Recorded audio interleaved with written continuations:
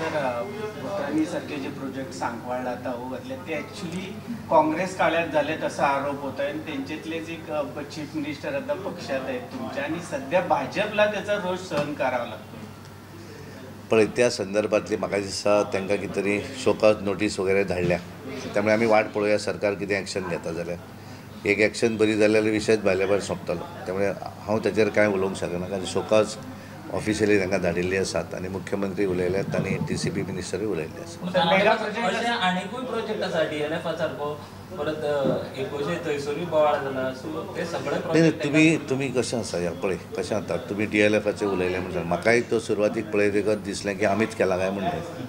पूण तें सुरवातीक जें आसा पळय तें मुद्दम काडून पळयात. त्या वेळाचें कोणाचें सरकार असलें त्या वेळाचें जाल्ले प्रोजेक्ट ते. आतां कशें आसा कालांतरान मागीर ते झोन बदलतात आनी बाकीचे मागीर तें वेगळो. पूण तो पळयतकच हांगाल्यान हांव येता वयता हांव पळयता आनी म्हाकाय तें वायट दिसता दोंगर पळयतकच. हांवूय म्हाकाय दिसता न्ही की चुकीचें म्हणून. हांवें जेन्ना चवकशी करतकच कळ्ळी की तो आजचो न्ही तो सुरवातीक. आतां मागीर हें मागीर उलोवपी खूब जाण उलयतले न्ही. पयलीं हांवें 2007 सांगतकच आनी कोणें म्हजेरूय कमेंट केलें. म्हाका प्रॉब्लम ना कमेंट केलो काय. पण म्हाका दिसता तें शहानिशा मातशें तुमी तेंचेरूय उलोवं जाय. तें तुमी कांय करना अशें म्हाका दिसता. तुमी मातशें इन्फॉर्मेशन कारण जावं जायना अशें गोश्टी.